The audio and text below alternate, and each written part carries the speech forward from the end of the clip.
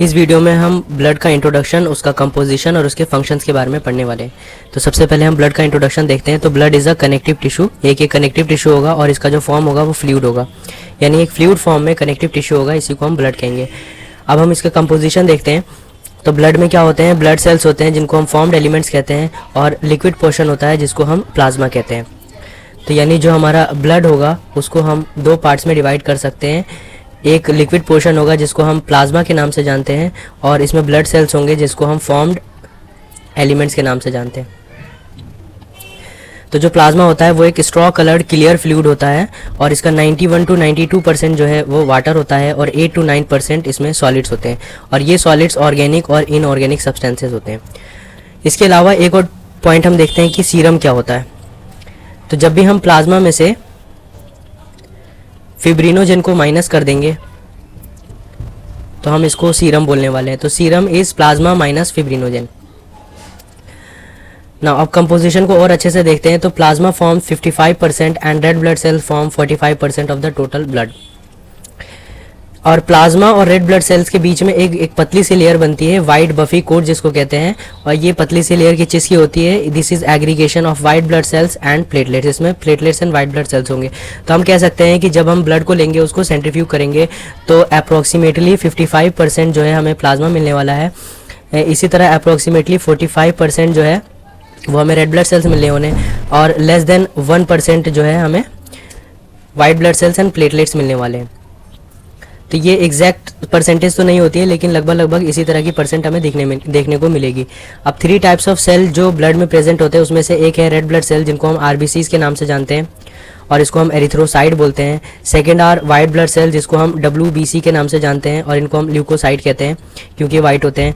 और तीसरा प्लेटलेट्स जिनको हम थ्रोम्बोसाइट्स के नाम से जानते हैं। Now what are the properties of blood. तो सबसे पहले अगर हम कलर की बात करें तो ब्लड जो होता है हम सब जानते हैं कि रेड इन कलर होता है, लाल कलर का होता है। इसमें हम देखेंगे कि एक आर्टेरियल ब्लड होगा, एक वीनस ब्लड होगा। आर्टेरियल ब्लड यानी आर्टरी से, और वीनस ब्लड यानी वेन से। तो आर्टेरियल ब्लड जो होगा वो स्कारलेट रेड होगा, और ऐसा इसलिए होगा क्योंकि इसमें ज़्यादा ऑक्सीजन होता है। और जो दूसरा जो वीनस ब्लड होगा वो पर्पल रेड होगा क्योंकि इसमें कार्बन डाइऑक्साइड ज़्यादा होता है। अगर एक एवरेज पर्सन में, एक एवरेज एडल्ट में हम वॉल्यूम ऑफ ब्लड देखेंगे तो अप्रॉक्सीमेटली 5 लीटर के आसपास होता है। अगर इसके पीएच की बात करें तो ये स्लाइटली अल्कलाइन होता है, आमतौर पे 7.4 पीएच हमें देखने को मिलेगा। और विस्कोसिटी, इसकी ब्लड की विस्कोसिटी वाटर से 5 टाइम्स होती है, और ऐसा इसलिए होता है क्योंकि इसमें रेड ब्लड सेल्स और प्लाज्मा प्रोटीन्स होते हैं। तो हमें पता है इसको क्या करेंगे, इनकी वजह से हमारा जो ब्लड होगा वो विस्कस हो जाएगा। Now what are the functions of blood.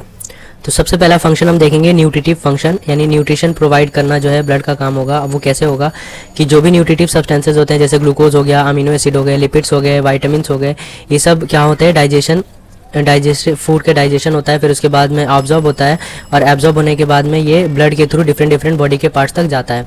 तो हम जानेंगे कि जगह जगह लेकर जाना और सभी पार्ट्स को, हमारी बॉडी को न्यूट्रिशन पहुंचाना ब्लड का काम होगा। Second is respiratory function. तो transport of respiratory gases is done by the blood. तो यानी जो ऑक्सीजन होगा उसको टिश्यूज़ तक लेके जाना ताकि टिश्यूज़ उसको यूज़ कर सकें, और जो CO2 का प्रोडक्शन हुआ है उसको लंग्स तक या एल्वोलाई तक लेकर जाना भी इन्हीं का काम होगा।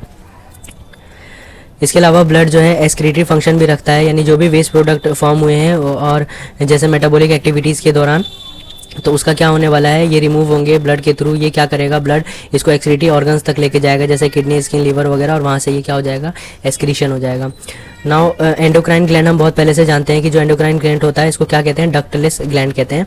These are called as ductless gland. अब इनको डक्टलेस ग्लैंड इसलिए कहते हैं क्योंकि ये जो अपने हार्मोन्स होते हैं वो डायरेक्ट रिलीज करते हैं ब्लड में। तो ये भी ब्लड का एक काम होगा कि हार्मोन्स को ये एक जगह से दूसरी जगह पूरी बॉडी में इसको लेकर जाएगा।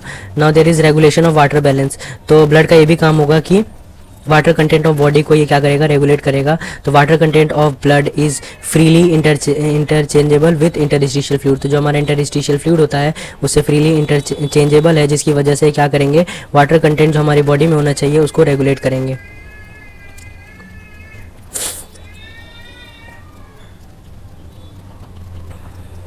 Next function is regulation of acid base balance. तो जो प्लाज्मा प्रोटीन्स है, हीमोग्लोबिन है, ये क्या करेंगे, बफर की तरह काम करेंगे। जब भी हमारा एसिड बेस का इम्बैलेंस होगा, ज़्यादा या कम होगा, तो उसको नॉर्मल लेवल पर लेकर आ जाएंगे। इसी तरह रेगुलेशन ऑफ बॉडी टेम्परेचर, जो हमारा टेम्परेचर बॉडी का है उसको रेगुलेट करने का भी काम होता है, जिसको हम थर्मोरेगुलेटरी मैकेनिज्म के थ्रू करेंगे। तो इसमें क्या होगा, हीट लॉस और हीट गेन का हम बैलेंस को बनाकर रखेंगे और ये ब्लड के थ्रू होने वाला है। Next is storage function. तो water and some other substances, जो इंपॉर्टेंट सब्सटेंसेज हैं, जैसे प्रोटीन हो गया, ग्लूकोज हो गया, सोडियम हो गया, पोटेशियम हो गया, तो ये हमारे टिश्यूज़ को हर टाइम पर, थोड़े थोड़े टाइम पर इसको ज़रूरत पड़ती रहेगी। तो क्या करेगा, ब्लड सर्व करेगा एज अ रेडीमेड सोर्स, जहाँ पर ये बॉडी में घूमते रहेंगे और जब भी किसी टिश्यू को ज़रूरत पड़ेगी तो वो यहाँ से लेकर इस्तेमाल कर लेगा। डिफेंसिव मैकेनिज्म जो है, blood plays an important role in defence mechanism. तो हम जानते हैं कि जो वाइट ब्लड सेल्स होते हैं, इनका बहुत इंपॉर्टेंट पार्ट होता है डिफेंस मैकेनिज्म में, और ये हमारे डिफेंसिव पावर जो है बॉडी की, उसको बरकरार रखते हैं।